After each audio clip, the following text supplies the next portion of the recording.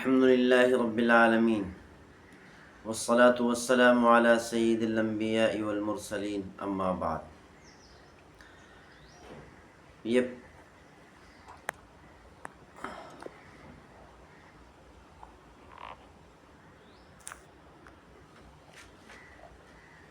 5 نمازیں فرض کیوں ہوئیں؟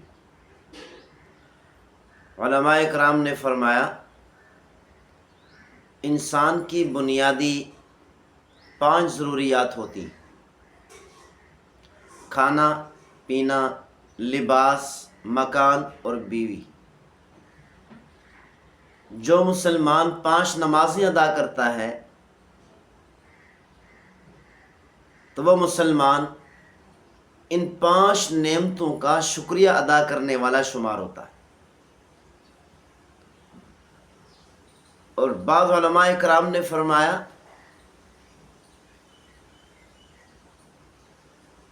انسان پر 5 مصیبتیں اور 5 پریشانیاں آنے والی ہیں۔ نمبر 1 موت، نمبر 2 قبر، نمبر 3 حشر، نمبر 4 پل صراط، نمبر 5 میزان۔ جو مسلمان 5 نمازیں ادا کرتا ہے، اللہ تعالیٰ کا وعدہ ہے، اللہ تعالیٰ نے فرمایا میں اس اپنے بندے کو ان 5 پریشانیوں سے نجات عطا کروں گا۔ جو مسلمان 5 وقت پابندی سے نماز ادا کرتا ہے، اللہ تعالیٰ اس کو ان 5 پریشانیوں سے نجات عطا فرمائے گی۔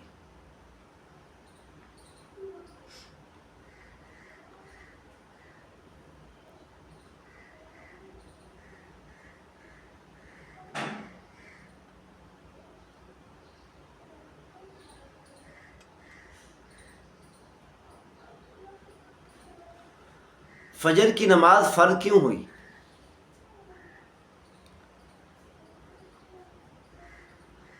جو مسلمان فجر کی نماز ادا کرتا ہے،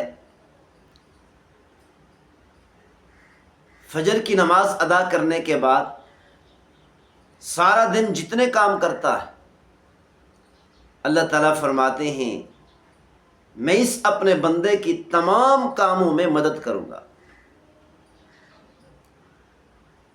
تو فجر کی نماز ادا کرنے کے بعد جو مسلمان اپنے کام کاج میں، اپنی تجارت میں، اپنے کاروبار میں مصروف ہوتا ہے، اللہ تعالیٰ خود اس بندے کی ان تمام کاموں میں مدد فرماتے۔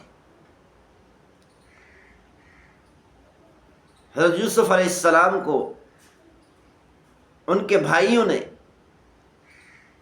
عشاء کے بعد کنویں میں ڈالا، رات کو کنویں میں ڈالا۔ جب صبح کی روشنی کنویں کے اندر پڑی، حضرت یوسف علیہ السلام نے ساری رات اندھیرے میں گزاری۔ جب صبح کی روشنی کنویں میں پڑی تو حضرت یوسف علیہ السلام نے دعا مانگی، اے میرے پروردگار، مجھے اس مصیبت سے، اس پریشانی سے نجات عطا فرما، اور ہر مصیبت زدہ کی مصیبت کو ختم فرما۔ اللہ تعالیٰ نے حضرت یوسف علیہ السلام کی یہ دعا قبول فرمائی۔ حضرت یوسف علیہ السلام کو صبح کے وقت میں اس دعا کی برکت سے اس کنویں سے اور کنویں کے اندھیرے سے نجات عطا کر دی، اور حضرت یوسف علیہ السلام کی دعا کی برکت سے صبح کے وقت میں ہر انسان کی جو بیماری ہوتی ہے، ہر بیمار کی بیماری میں اللہ تعالیٰ افاقہ فرما دیتے ہیں۔ یہی وجہ ہے کہ ڈاکٹر کہتے ہیں کہ صبح کے وقت شوگر کا لیول کم ہو جاتا ہے اور بلڈ پریشر میں کافی کمی واقع ہوتی ہے، اور اسی طرح ہر بیماری میں صبح کے وقت میں کافی حد تک افاقہ ہو جاتا ہے۔ ایک انسان بیمار ہے، ساری رات اس کے گھر والے اس کے ساتھ بیٹھے روتے رہے، ساری رات پریشانی میں گزاری، لیکن جیسے ہی سحری کا وقت ہوا اللہ تعالیٰ کی طرف سے ان پر سکینہ نازل ہوا، اور اکثر جو بیمار کے ساتھ ساری رات گھر والے بیٹھتے ہیں سحری کے وقت میں سو جاتے ہیں کہ اللہ تعالیٰ کی طرف سے سکون ملتا ہے، اور اس سحری کے وقت میں صبح کے وقت میں ہر بیماری میں افاقہ ہو جاتا ہے۔ حتیٰ کہ اکثر بیمار ایسے ہوتے ہیں کہ ساری رات نہیں سو سکتے، لیکن سحری کے وقت میں افاقہ ہونے کی وجہ سے ان کو بھی سکون مل جاتا ہے، آرام مل جاتا ہے۔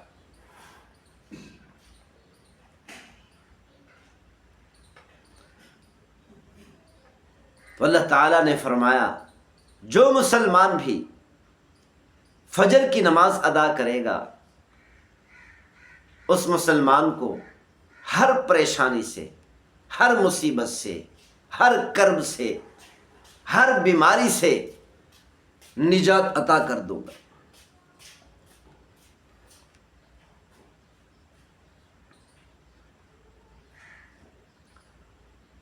ظہر کی نماز فرض ہوئی، ظہر کی نماز دھوپ میں ہوتی ہے، جو مسلمان ظہر کی نماز ادا کرتا ہے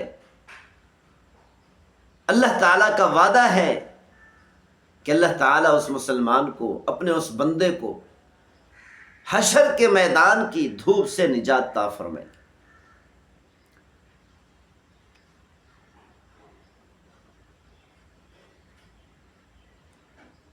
اسی طرح سورج نکلنے کے بعد سورج کے پجاری، سورج کی عبادت کرنے والے سورج نکلنے کے بعد سورج کی عبادت کرنا شروع کر دیتے، سورج کے سامنے سجدے کرنا شروع کر دیتے ہیں، سر جھکانا شروع کر دیتے ہیں، سورج سے مانگنا شروع کر دیتے ہیں۔ تو اللہ تعالیٰ نے فرمایا ہے میرے بندو، ظہر کی نماز ادا کر کے دنیا والوں کو بتا دو کہ ہم مشرک نہیں، ہم سورج کی پوجا کرنے والے نہیں، ہم سورج کی عبادت کرنے والے نہیں، ہم تو موحد ہیں، اپنا سر سورج کے سامنے نہیں جھکاتے، اپنے پروردگار خالق مالک کے سامنے اپنا سر جھکاتے۔ اور یہ اعلان کر دو ہم موحد ہیں، مشرک نہیں، ہم توحید پرست ہیں، شرک کرنے والے نہیں۔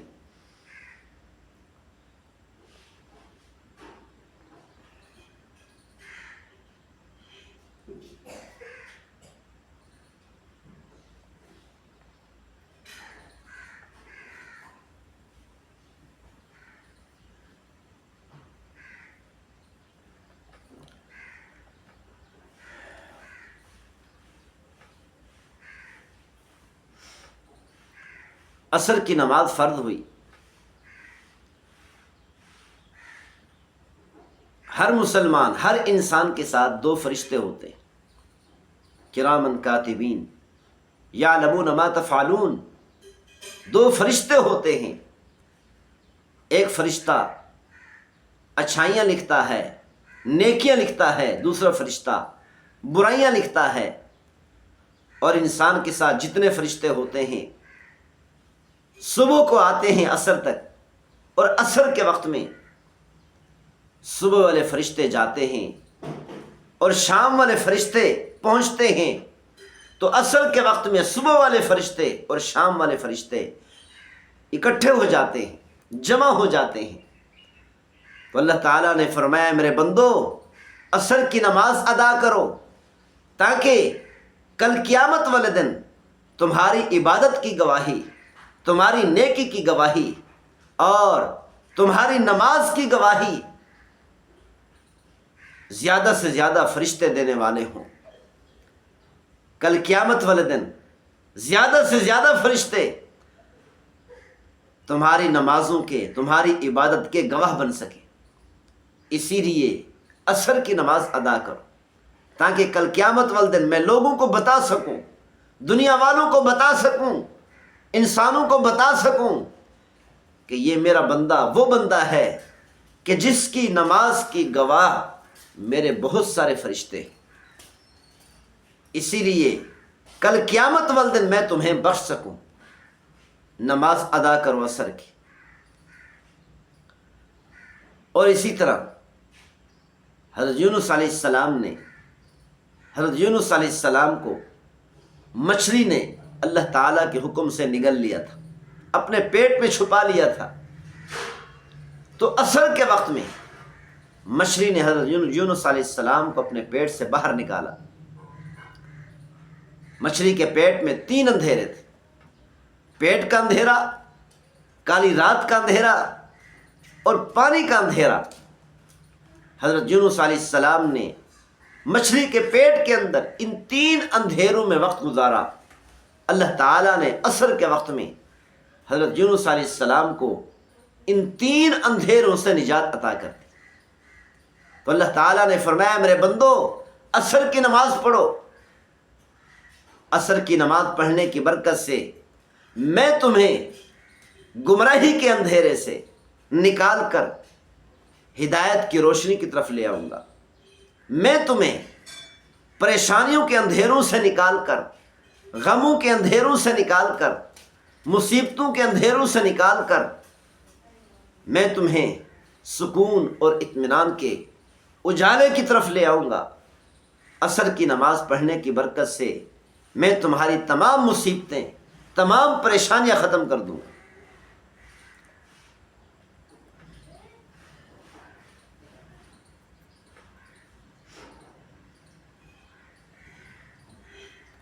اللہ تعالیٰ نے قرآن مجید فرقان حمید میں فرمایا قد افلح المؤمنون الذین هم فی صلاتهم خاشعون، جو لوگ خشوع خضوع سے نماز ادا کرتے ہیں یقیناً وہ کامیاب ہو گئے۔ کالج میں پڑھنے والے اسٹوڈنٹس محنت کرتے ہیں، امتحان دیتے ہیں، کالج والے، اسکول والے، مدرسے والے، پڑھنے والے طالب علم کو، اسٹوڈنٹ کو امتحان کے بعد کامیابی کے سرٹیفکیٹ دیتے۔ تو اللہ تعالیٰ نے نماز پڑھنے والوں کو دنیا کے اندر کامیابی کی سرٹیفکیٹ عطا کر دی۔ قد افلح المؤمنون الذین هم فی صلاتهم خاشعون، اللہ تعالیٰ نے فرمایا جو لوگ خشوع خضوع سے نماز ادا کرتے ہیں یقیناً وہ دنیا میں بھی کامیاب ہو گئے اور آخرت میں بھی کامیاب ہو۔ اللہ تعالیٰ نے دنیا کے اندر خشوع خضوع سے نماز پڑھنے والوں کو کامیابی کے سرٹیفکیٹ عطا کرے۔ امام زین العابدین رحمۃ اللہ علیہ نماز پڑھ رہے ہیں، گھر کو آگ لگ گئی، ہر طرف شور و غل ہے، لوگوں کا مجمع ہے، لوگ جمع ہو گئے، آگ کو بجھایا جا رہا ہے، پانی بھر بھر کر لایا جا رہا ہے اور آگ کے اوپر انڈیلا جا رہا ہے تاکہ آگ بجھ جائے۔ امام زین العابدین رحمۃ اللہ علیہ نماز کے اندر مصروف ہے، ان کو کچھ علم نہیں ہے کہ میرے گھر کو آگ لگ گئی۔ امام زین العابدین رحمۃ اللہ علیہ نے سلام پھیرا، سلام پھیرنے کے بعد پوچھا کیا ہوا، لوگ کیوں جمع ہیں؟ لوگوں نے آ کر بتایا حضرت آپ کے گھر کو آگ لگ گئی، آپ کو علم ہی نہیں۔ امام زین العابدین رحمۃ اللہ علیہ نے فرمایا تم دنیا کی آگ بجھا رہے تھے اور میں اپنے لیے جہنم کی آگ بجھا رہا تھا۔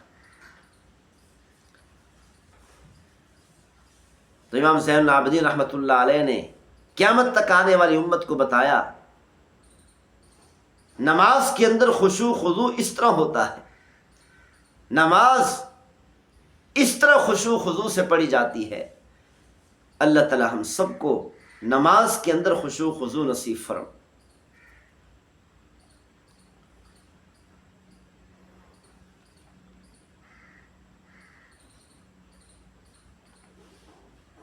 پیغمبر صلی اللہ علیہ وسلم نے فرمایا الصلاۃ معراج المؤمنین، نماز مومنوں کا معراج ہے۔ جو مسلمان 5 وقت پابندی سے نماز ادا کرتے ہیں وہ یہ یقین کر لے کہ انہوں نے اللہ کا دیدار کر لیا۔ 5 وقت پابندی سے نماز پڑھنے والے، نماز کے اندر تلاوت کرنے والے یہ یقین کر لے کہ ہم نے اللہ تعالیٰ سے ہم کلامی کی۔ سجدے کرنے والے یہ یقین کر لیں کہ ہم نے اللہ تعالیٰ کے قدموں پر اپنا سر رکھ دیا۔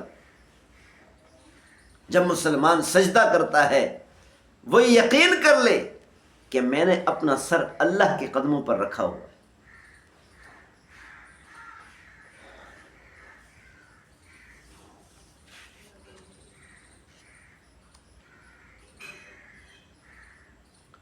نماز کسی حال میں معاف نہیں، معذور ہے تب بھی نماز معاف نہیں، پاؤں نہیں ہے تب بھی نماز معاف نہیں، ہاتھوں سے معذور ہے تب بھی نماز معاف نہیں، آنکھوں سے معذور ہے تب بھی نماز معاف نہیں، بیمار ہے تب بھی نماز معاف نہیں، چل نہیں سکتا تب بھی نماز معاف نہیں ہے، بیمار ہے اٹھ نہیں سکتا تب بھی نماز معاف نہیں ہے، بیٹھ نہیں سکتا تب بھی نماز معاف نہیں ہے، کسی حال میں بھی نماز معاف نہیں۔ اسی لیے فرمایا ہر مسلمان کو چاہیے 5 وقت پابندی سے نماز ادا کرے تاکہ دنیا میں بھی کامیاب ہو جائے اور آخرت میں بھی کامیاب ہو جائے۔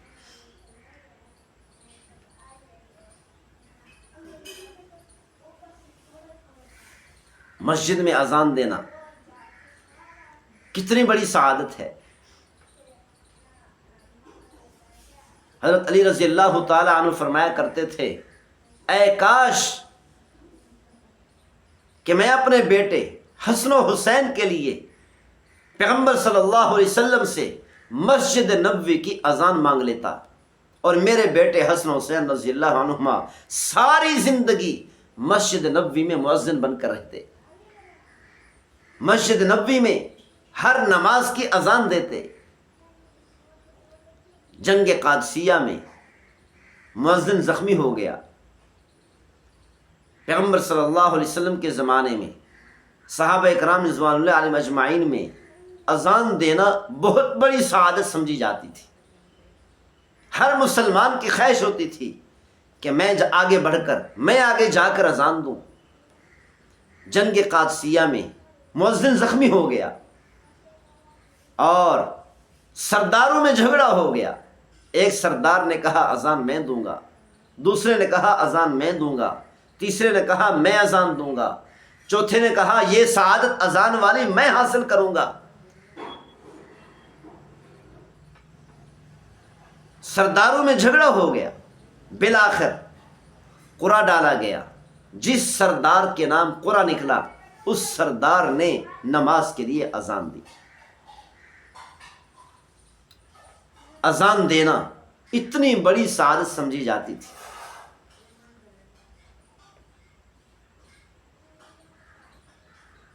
کل قیامت والے دن پیغمبر صلی اللہ علیہ وسلم اونٹنی پر سوار ہوں گے، سواری پر سوار ہوں گے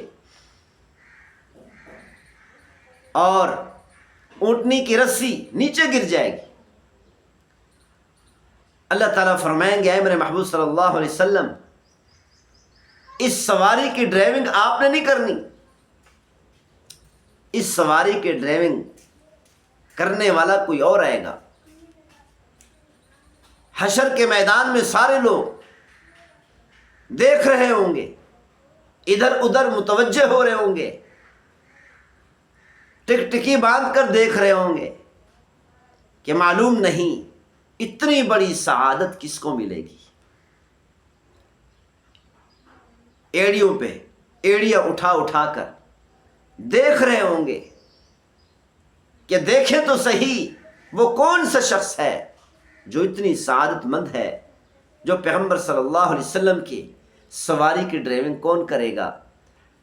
اچانک اللہ کی طرف سے آواز آئے گی کہ اس سواری کی ڈرائیونگ حضرت بلال رضی اللہ تعالی عنہ کریں گے۔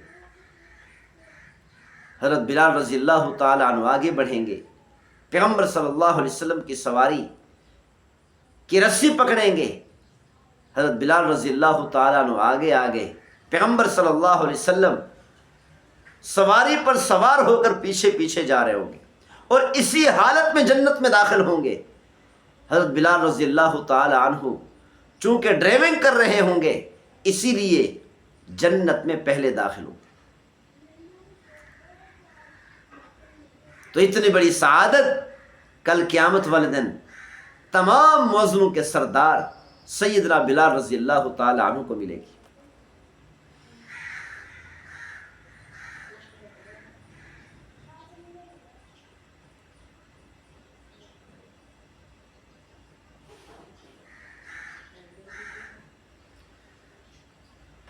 پیغمبر صلی اللہ علیہ وسلم آخر میں وصیت کرتے چلے گئے، الصلاۃ الصلاۃ، نماز کا خیال رکھنا، اور میری امت کے لوگوں نماز نہ چھوڑنا، نماز میں سستی نہ کرنا، نماز سے پیچھے نہ ہٹنا، کسی حال میں بھی نماز نہ چھوڑنا، ہر حال میں نماز ادا کرنا۔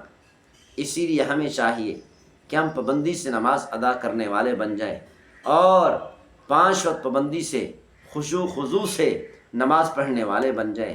اللہ تعالی ہم سب کو عمل کرنے کی توفیق نصیب فرمائے۔ وما توفیقی الا باللہ۔